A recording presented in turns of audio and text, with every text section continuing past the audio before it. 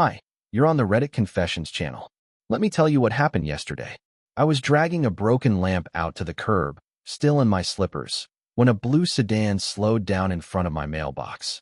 Nothing special about the car, maybe a little dusty, with one of those air fresheners swinging on the rearview mirror. But the moment the window rolled down and I saw her face behind the glass, I dropped the lamp. It hit the concrete and cracked wide open. Selena, my ex-wife. She hadn't changed as much as I thought she would. Still had that same calm, smug look she used to wear when she thought she was smarter than everyone in the room. Her hair was darker now, shorter. She wore sunglasses, even though it was cloudy. And she didn't say anything at first, just looked at me like I was some monument she hadn't visited in years. I hadn't seen her in 15 years. She wasn't supposed to know where I lived. I didn't move. I didn't wave. I didn't speak. I just stared, mouth slightly open, heart slamming like a bad engine. I thought maybe I was hallucinating. Maybe my loneliness had finally snapped into full-blown delusion. But then she spoke. "Len, I just want a minute. Please." A minute? She stole years from me, took my loyalty, crushed it in her palm, and walked away like it was a failed experiment. She didn't cry when she left. Didn't even flinch when I found out about the affair. The scandal was so humiliating. I had to quit my job and move counties. I lost everything. My marriage, my confidence, my dog. Because even Bruno preferred staying with her after the split. And now she's asking for a minute? I should have walked away. Should have gone back inside and shut the door and pretended it never happened. But I didn't. Because the way she said it, the way her voice cracked on "please," that sound lodged itself in my chest like a nail. I told myself it was closure I wanted. That I deserved to hear whatever pathetic excuse she had stored all these years. That maybe, just maybe, she finally realized how badly she hurt me. So I nodded. Once. Barely. She parked. Got out slowly, clutching something in her hands. A folder. Yellowed paper. Like something that had been waiting to be delivered for a very, very long time. "Why now?" I asked, the words dry in my throat. Her lips trembled, and Selena doesn't tremble. Not the woman who once told me, "You're too soft for this world, Leonard," as she packed her bags to go live with a married man. "I need to tell you something about what happened back then," she said. "It wasn't what you think." Oh, here we go. 15 years later, and we're rewriting history now? Except, what she said next wasn't some excuse. It wasn't an apology, or even a denial. It was something so completely out of left field, I stood frozen on my own front lawn as my whole world, the one I had barely rebuilt, started shaking again. And the worst part? She wasn't lying. She followed me into the house like she belonged there. Like the 15 years that gutted us had never happened. I stood awkwardly by the door, not sure whether to offer her coffee or throw her out. The folder she held was trembling slightly in her hand. That's when I noticed her nails, chewed to the quick. Selena never used to bite her nails. She used to say it was a sign of weakness. I guess people change. Or break. I didn't say much. Just pointed to the kitchen table, the one I'd bought secondhand after the divorce. She sat, carefully placing the folder in front of her like it was some sacred relic. I stayed standing. I needed distance. I needed leverage. I needed to not fall apart in front of her again. She started talking fast. Too fast. Words stumbling over each other like she was racing against herself. "Len, I know I don't have the right to be here. I know that. But there are things you never knew. About me. About Bryce. About what happened. And before you slam a door on my face forever, I need to tell you something." The mention of his name made my stomach turn. Bryce. The married youth pastor she destroyed our marriage for. The man who preached about loyalty while sneaking around with my wife in hotel parking lots and fake prayer retreats. The man who made me into the town punchline.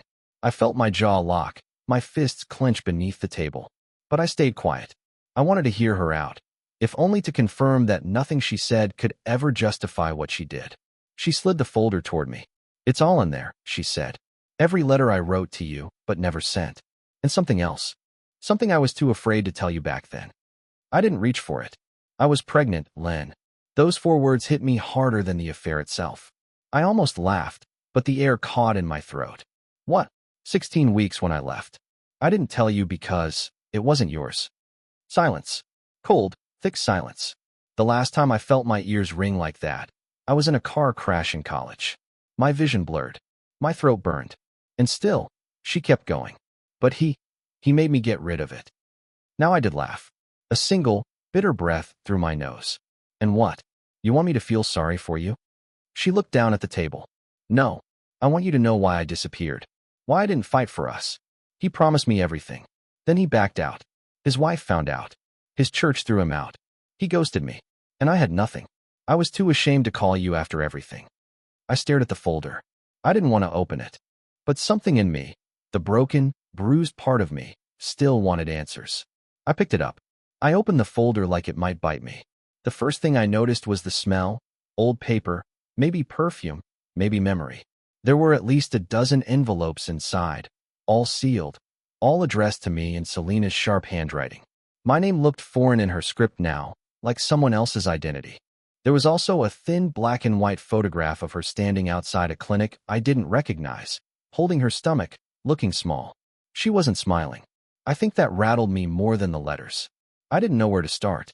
My fingers hovered over the envelopes before finally picking one dated 2 months after she left. I opened it slowly, hands shaking. She wrote like she talked. Fast, messy, rushed with emotion and contradiction. She apologized, then blamed me, then apologized again. She wrote about the baby, about Bryce pulling away once she became a liability, about sleeping on a friend's couch for 3 months while trying to pretend her life hadn't collapsed. There were angry lines scribbled out so hard the paper nearly tore. And at the end, she wrote one sentence I can't stop replaying in my head. If I'd told you the truth back then, would you have hated me less or more? I dropped the letter. My chest was burning. I didn't cry, but I wanted to. Not for her. Not even for the baby. For me. For the man who used to think love meant survival. Who thought being kind would protect me from this kind of hurt. I was such an idiot. I was the kind of guy who left dinner in the microwave for her when she came home late. The guy who made playlists of our favorite songs. The guy who said, we'll get through anything because I believed she wanted we as much as I did. I looked up and saw her watching me with a weird mixture of guilt and hope. Hope. Like maybe I'd say something tender. Like maybe I'd be the same fool twice. You want forgiveness, I said flatly. Is that it? No, she whispered. I want you to understand that you weren't the reason I left. You were the only thing that ever made sense. I stood. I needed air. I needed to scream. But I walked to the sink instead and ran the tap, pretending I was rinsing my cup when really, I just didn't want her to see my face. My stupid, worn out, still broken face. Behind me, she asked, do you still think about me? I didn't turn around. I didn't say yes. But I didn't say no, either. I didn't answer her question. I couldn't. You don't just ask someone if they still think about you when you vanished like a ghost and left nothing behind but a collapsed life. But the truth was bitter and stupid and stuck inside my throat like a piece of glass. Of course I had. I thought about her on Tuesdays for no reason. When I heard a song she used to hum. When I passed anyone in a red scarf, like the one she wore during our last winter together. Even after everything, her absence was a shape I carried everywhere. But I wasn't about to give her that. I finally turned around. You don't get to ask me that. You left me broken, and you didn't even send a text when my father died. I waited a week, thinking maybe, just maybe, you'd reach out. You didn't. Her face shifted like she hadn't expected that detail. Good. I wanted her uncomfortable. She needed to understand what 15 years of silence costs someone who never got a chance to fight for closure. I didn't know, she said quietly, her voice barely above a whisper. I wasn't watching your life. That's the point, Selena. You didn't care to. She flinched, and for a split second, I felt something like guilt. But it passed. She had built a new life on top of my ruins.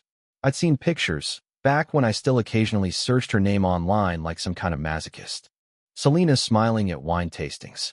Hiking in Sedona. Looking like betrayal never weighed a pound. Meanwhile, I was sitting alone in a one-bedroom apartment Googling how to stop panic attacks from dreams you never asked to have. She slid another letter across the table. This one, you should read tonight. It's the last one I wrote. It's different. Different how? It's not for you to forgive me. It's so you can finally hate me the right way. I didn't know what that meant. I still don't. But it hit me harder than I expected. There's something terrifying about someone offering you permission to loathe them. As if the truth waiting inside that envelope would validate all the awful things you've already whispered to yourself in the dark. She stood up. I'll go. I wasn't supposed to stay long. I just needed you to know I never forgot you, even when I was pretending I did. I followed her to the door, heart pounding, mind in a fog. She paused before stepping out, hand on the knob. I'm not asking for a second chance, she said. Just one honest goodbye. She walked to her car without looking back, and I stood in the doorway, holding a letter I wasn't ready to open. I stared at that letter for hours. It sat untouched on the edge of my coffee table while the TV played some documentary I wasn't watching. My fingers kept twitching toward it like a moth to a flame, but every time I reached, I pulled back. It felt radioactive, like once I opened it, there'd be no returning to the version of myself I'd barely glued back together. But of course I cracked. At 2:14 a.m., in the silence of my living room, I finally tore the envelope open. It wasn't handwritten. It was typed.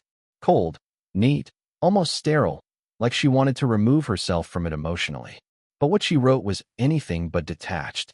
The first paragraph described the last night we spent together. Not the fight, not the affair. The night before all of that, when I made her soup because she had a cold, and we watched reruns under a blanket. She wrote, I knew even then I didn't deserve you, but I wanted to pretend I did, just for one more night. It hurt more than I expected. The next part? That was the gut punch. She admitted Bryce had told her lies to keep her hooked, promised he was leaving his wife, promised he'd take care of the baby, promised they'd move to Oregon and start fresh. But the part that truly gutted me? She confessed that she'd tried to come back. Said she drove by my apartment 3 months after the breakup, hoping to see me, hoping I'd yell at her, or scream, or throw something. Anything that proved I still had a pulse beneath all the wreckage. But when she saw me laughing on the porch with my neighbor's kid, she assumed I'd moved on. Moved on. I was surviving on instant noodles and antidepressants. That kid was the only person who talked to me for days at a time. But she saw a smile and took it as proof that I was fine without her. The letter ended with one sentence that hasn't left me since. You loved me in the way I always wanted to be loved, softly, honestly, without armor, and I wasn't brave enough to let it in. I folded the paper slowly. It felt like placing a memory into a casket. Then I did something stupid. I called her. The phone rang once. Twice. She picked up. And before either of us could speak, I whispered the only thing I could manage. Why did you really come back? Because I never stopped regretting it, she said, her voice barely above a whisper. No hesitation. No dramatic pause. Just the truth. Or her version of it. I sat there with the phone pressed against my ear, staring into the dark like her words might rearrange the shadows in my apartment. I wanted to believe it. I really did. But regret is cheap when it shows up 15 years late and fully clothed in nostalgia. I don't need your guilt, Selena. I muttered, my voice rough from hours of silence. You don't get to clean your conscience at my expense. I'm not trying to be forgiven, she replied. She stopped, exhaled, then started again, quieter. I'm dying, Len. Everything around me went still. My grip on the phone tightened so suddenly I heard the plastic creak. What did you say? She repeated it, slower this time. I'm dying. It's terminal. They found it last year. Lungs. I didn't even smoke. I didn't know what to say. My brain refused to accept it. It felt manipulative, like a story you'd make up just to be heard. But the way her voice cracked when she said, lungs, that part wasn't fake. That part carried something real. A kind of brokenness I recognized too well. I didn't come to ruin your peace, she said. I came because I didn't want to die without you knowing I always loved you, even when I didn't deserve to. I sat frozen, heart banging against my ribs like it wanted out. Part of me wanted to hang up and delete her number forever. Another part, some pathetic, splintered piece, wanted to drive across town and hold her like it was still 2009 and we were fixable. How long? I asked. They gave me a year. That was 7 months ago. Silence wrapped around us like fog. I don't want anything from you, she added softly. Not a place to stay, not forgiveness. I just wanted to see your face again before I can't anymore. I think I stopped breathing. She wasn't asking for pity. She was handing me the mess she couldn't carry anymore, and I didn't know whether to drop it or hold on. I don't know if I can do this, I whispered. I know, she replied. But I had to try. I hung up without saying goodbye. Then I sat in the dark until the sun came up. I told myself I wasn't going. I said it out loud like a chant. You don't owe her anything. She's not your responsibility anymore. I even made a list of reasons to stay home. Logical ones. self-preserving ones. Then I crumpled the list, grabbed my keys, and got in the car like a man possessed. I don't know what I thought I'd find. Closure, maybe, or proof she wasn't lying. Part of me still believed it could be some elaborate performance, a last manipulation in a long, messy history of them. But when I pulled up to the address she gave me, all the doubt drained out of me. It wasn't a hospital. It wasn't even a hospice center. Just a small, aging one-story home tucked behind a rusted fence in an overgrown yard. A wind chime tapped gently against the doorframe. Her car was parked crooked in the gravel. I sat in my car for a full 10 minutes before I could move. My hands gripped the wheel like I was preparing for a crash. She answered the door wearing a knit cap and no makeup. Her skin was pale, cheeks sunken in a way that made her eyes seem too large for her face. For a moment, I saw the woman I married. And then, almost immediately, the one who broke me. She smiled when she saw me, but it wasn't the confident, knowing smile I remembered. It was soft, tired, almost childlike. "I didn't think you'd come," she said, stepping back to let me in. "I didn't think I would either," I replied. My voice sounded foreign in that space. The house was quiet. No clocks ticking. No TV murmuring in the background. Just silence, the kind that makes you aware of your breathing. I sat on the edge of a floral-patterned chair in what must have been the living room, unsure where to put my hands. She brought me tea I didn't ask for and didn't drink. "You look good," she said. "You don't," I answered without thinking. She laughed. A real laugh, weak but honest. "That's fair." We talked. About things that didn't matter. The weather. My job. Her plants. I think we both knew we were tiptoeing around the center of the storm. But eventually, she looked up and said the one thing I wasn't ready to hear. "Len, there's something I still haven't told you." She didn't say it right away. Selena stared down at her tea like the words were hiding in the steam. I thought she might back out. But after a long breath, she looked at me and said something I never expected. "The baby back then. It might have been yours." The room didn't spin. My chest didn't cave in. I just blinked and said, "What do you mean, might?" She explained that she had lied to both of us. Bryce wanted to believe it was his. He had more to lose, a wife, kids, reputation. And I was too hurt to ask questions when she left. But the dates, the timing, everything lined up in a way that made it possible. No, likely, that the child had been mine. The child she lost. I told myself it was easier to blame you, she said. Easier to burn the whole thing down than to stand in the middle and admit what I was doing. I didn't speak. There was nothing left to accuse her of. No fresh betrayal. No scream I hadn't already swallowed in years past. I just felt quiet. A strange peace settled into me. Because in that moment, I realized something. I had survived her. Every letter, every lie, every silence. I was still standing. Bent, maybe, but not broken. We sat in silence for a while, watching the light shift through the curtains. "I wish we'd had more time," she said softly. I nodded. "Yeah, but I'm glad we had this." Before I left, she hugged me. Fragile, trembling, but real. There was no grand promise. No vow to rewrite history.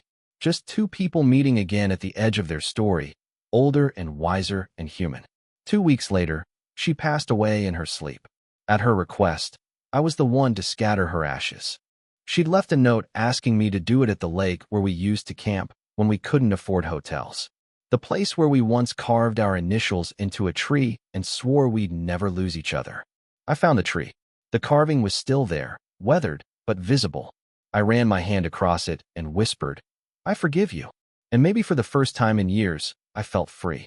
Thanks for watching Reddit Confessions. What would you have done if your ex came back into your life after 15 years?